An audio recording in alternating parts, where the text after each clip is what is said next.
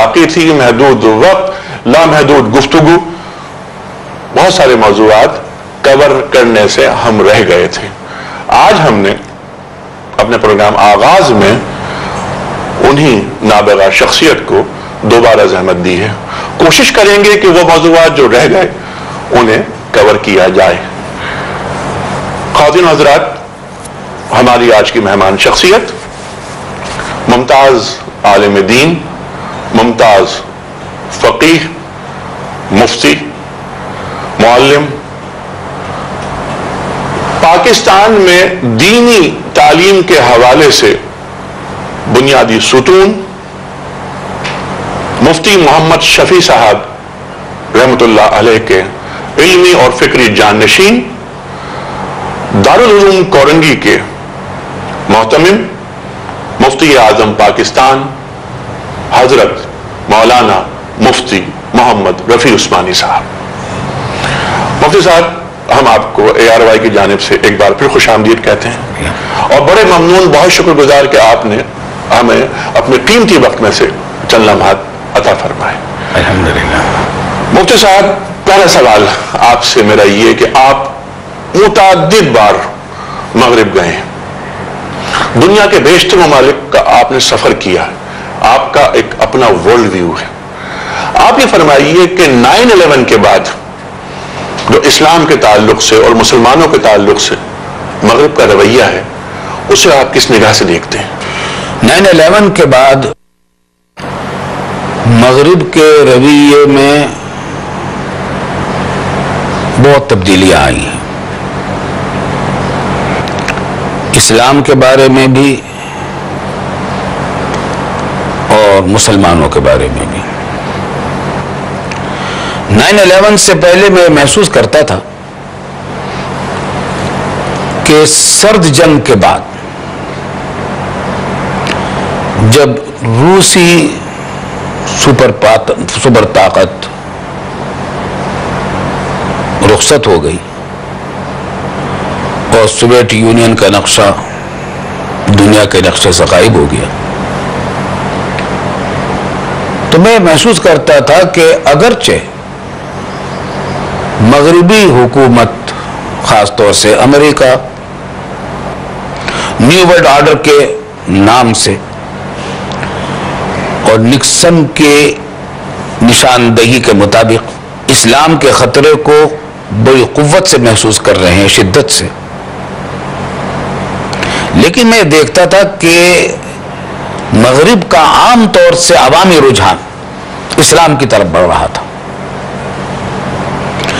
اور وہ اسلام کو ایک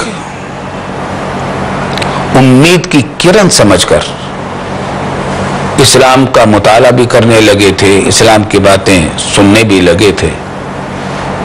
اور وجہ اس کی یہ تھی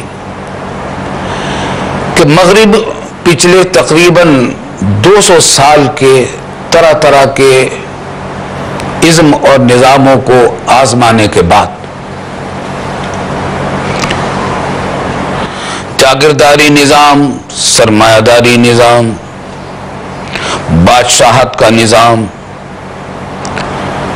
اور انقلاب فرانس کے بعد جمہوریت کا نظام، اور کسی حد تک سوشلزم، اور اس کے بعد سوشلزم کا 70-72 سالہ تجربہ، سوشلزم اور کمیونزم کا، ان سارے نظاموں کو یورپ دیکھ چکا تھا اور وہ اس نتیجے پر پہنچا تھا، اور وہ اس کے ساتھ ساتھ پوری دنیا بھی یہ دیکھ رہی تھی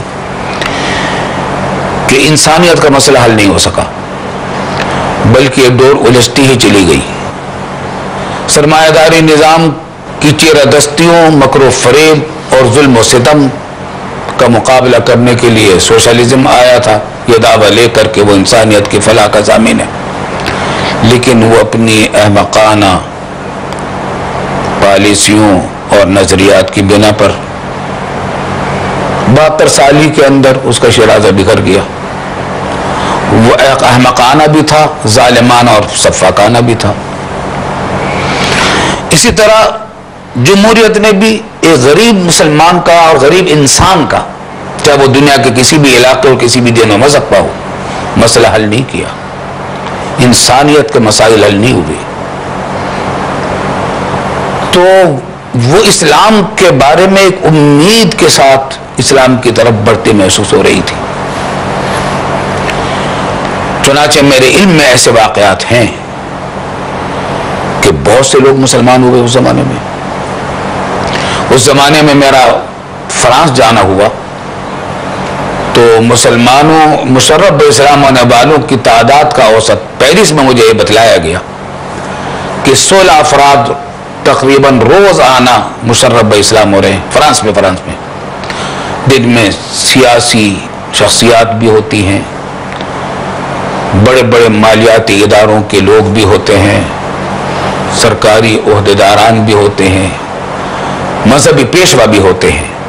اور لطف کی بات ہے کہ ان میں عورتوں کی تعداد زیادہ ہے, وہ مسلمان ہو رہے ہیں. یہ اوسط تھا مشرف اسلام ہونے کا. لندن میں وہاں ایک اکیڈمی میں میں جایا کرتا ہوں, لندن کے قریب لیسٹر میں, انگلینڈ میں.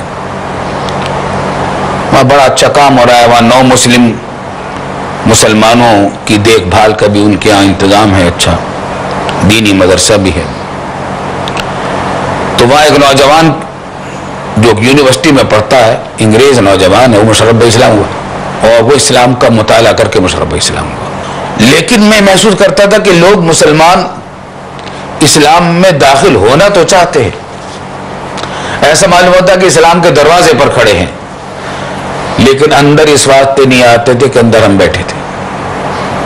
ہمارا کردار, ہمارا اخلاق, ہمیں یہ کہتے ہوئے شرم بھی محسوس ہوتی ہے, دل بھی دکھتا ہے. بہرحال واقعات کو ان کا انکار نہیں کیا جا سکتا. اسلام کے مطابق نہیں تھا ہمارا اخلاق اور کردار. نتیجہ یہ ہے کہ اسلام کی طرف وہ راغب ہوتے تھے, لیکن ہمیں دیکھ کر اسلام سے ڈر جاتے تھے. بالکل اس کے برعکس جیسا کہ صدر اسلام میں, اسلام کے قرون اولا میں ہوا کہ اسلام اگرچہ کہا جاتا ہے کہ تلوار کے زور سے پھیلا اور فلاں کے زور سے پھیلا, یہ تو واقعات کے خلاف بالکل تاریخ کو چٹلانے والی باتیں ہیں. واقعہ یہ ہے کہ اسلام مسلمانوں کے عملی نمونے سے پھیلا. مالابار میں اسلام نہ کوئی نہ تبلیغی قافلہ آیا تھا اور نہ کوئی جہادی دستہ آیا تھا. Indonesia, Malaysia, Singapore, Sri Lanka, یہ سارے مشرقی, یہاں تک کہ چینی ساحل تک کے علاقے, یہاں کوئی جہادی سرگرمی نہیں ہوئی تھی, حتیٰ کہ تبلیغی قافلے تک بھی نہیں آئے تھے. یقیناً تاجر آئے تھے اور سیاح آئے تھے. ٹھیک ہے, یعنی اخلاق اور کردار کی بلندی اسلام کی اشاعت کا بنیادی سبب تھی. بنیادی سبب. جو یہ الزام ہے مسلمانوں پر گویا کہ اسلام تلوار کے زور پر پھیلا. سوال بنیادی یہ ہے مفتی صاحب کہ مغرب کو اسلام سے اور مسلمانوں سے کیا شکایتیں ہیں, کیا خوف ہے, اس تعلق سے کچھ فرمائیے. مغرب کو مسلمانوں سے جہاں تک میں سمجھتا ہوں کچھ شکایتیں تو ایسی جن جو ہمیں بھی اپنے آپ سے شکایتیں ہیں. مثلاً یہ کہ ہمارا اخلاق و کردار, سچی بات یہ ہے کہ ایک مہذب قوم کا اخلاق و کردار نہیں ہے.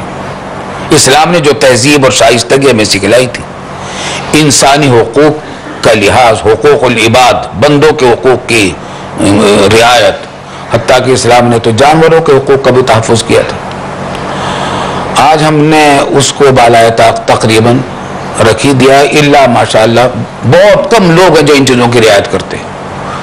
تجارت میں دھوکہ بازی, ملاوٹ, ناپ تول میں کمی, جھوٹے وعدے, بدعہدی, جھوٹ, فریب, یہ ہمارا ایک نشان بن گیا ہے. ٹھیک ہے, یہ ہمارا